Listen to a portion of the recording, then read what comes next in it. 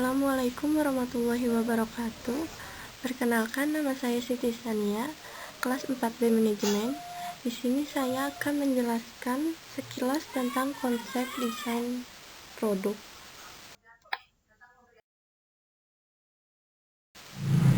Kemudian desain produk.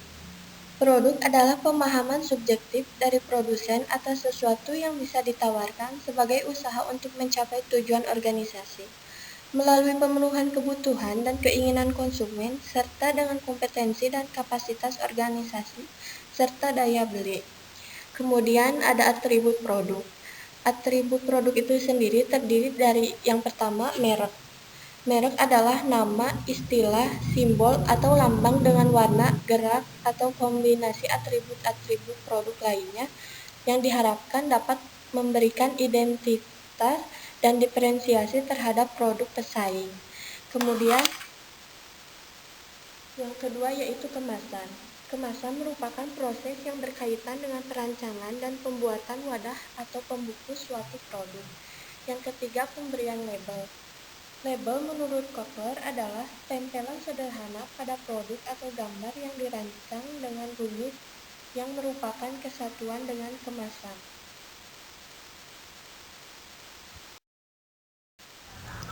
Selanjutnya ada siklus hidup produk. Yang pertama, tingkat paling dasar adalah produk inti yang ditujukan untuk menjawab pertanyaan apa yang sebenarnya dibeli oleh pembeli. Yang kedua, tingkat produk awal, yaitu perencanaan produk harus menyusun produk aktual di sekitar produk inti. Yang ketiga, tingkat produk tambahan, yaitu perencanaan produk harus menyusun produk tambahan di sekitar produk inti dan produk aktual dengan menawarkan tambahan servis dan manfaat bagi konsumen.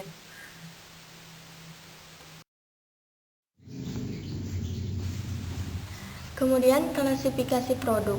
Yang pertama, produk konsumen. Produk konsumen adalah apa yang dibeli oleh konsumen akhir untuk konsumsi pribadi.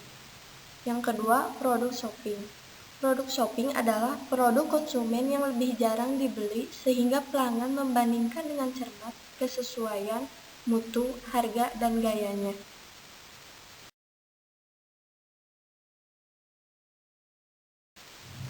Kemudian strategi pengenalan produk baru. Yang pertama ada menarik pasar.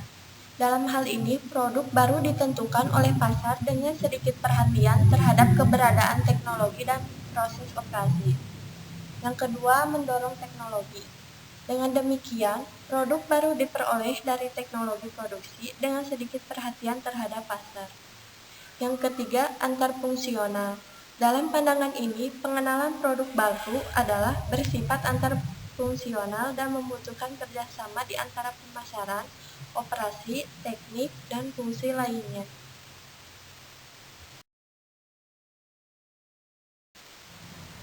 Selanjutnya, langkah-langkah dalam pengembangan produk baru. Yang pertama, ada pengembangan ide. Dapat dikembangkan dari pasar atau dari teknologi. Ide pasar diperoleh dari kebutuhan pelanggan. Yang kedua, desain produk. Tahapan ini memperhatikan fisik produk baru. Proses desain produk pada tahapan ini berkaitan dengan pengembangan desain terbaik dari ide produk baru. Yang ketiga, desain produk. Ketidaksesuaian teknologi terjadi apabila produk yang didesain oleh lead bank tidak dapat dibuat oleh bagian operasi. Nah, yang keempat, menentukan karakteristik. Penentuan karakteristik ini bertujuan untuk mengetahui selera konsumen terhadap suatu produk.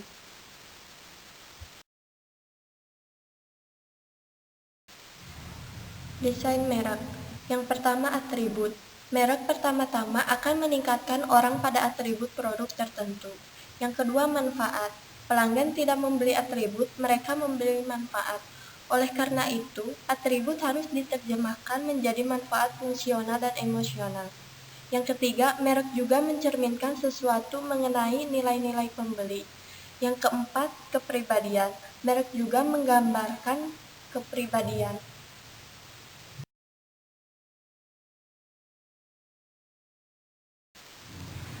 Nilai merek lebih tinggi jika mempunyai loyalitas merek, kesadaran merek, anggapan mutu, asosiasi merek lebih tinggi, dan aset lainnya seperti paten, merek dagang, dan hubungan saluran. Kemudian keputusan penetapan merek didasarkan pada yang pertama, menggunakan merek atau tidak. Yang kedua, seleksi nama merek. Yang ketiga, sponsor merek. Yang keempat, strategi merek. Dan yang kelima, memposisikan ulang merek.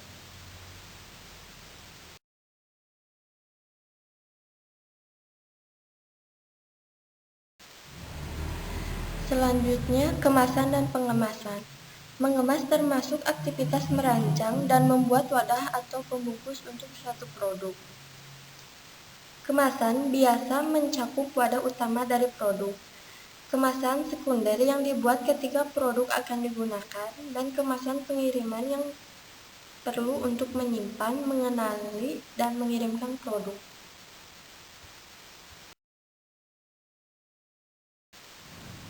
Terdapat 3 alasan mengapa kemasan diperlukan, yaitu yang pertama, kemasan memenuhi sasaran. Yang kedua, kemasan bisa melaksanakan program pemasaran perusahaan. Dan yang ketiga, manajemen bisa mengemas produknya sedemikian rupa untuk meningkatkan memperoleh laba.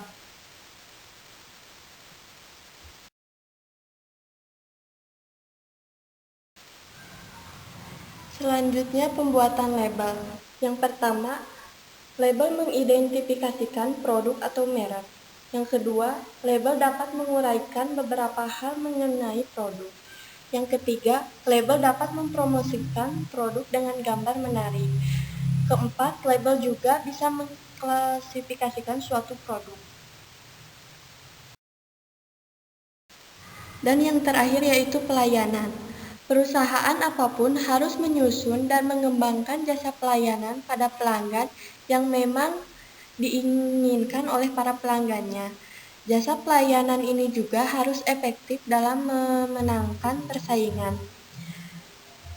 Kunci keberhasilan dalam persaingan sering terletak pada penambahan pelayanan yang menambah nilai dan meningkatkan kualitas.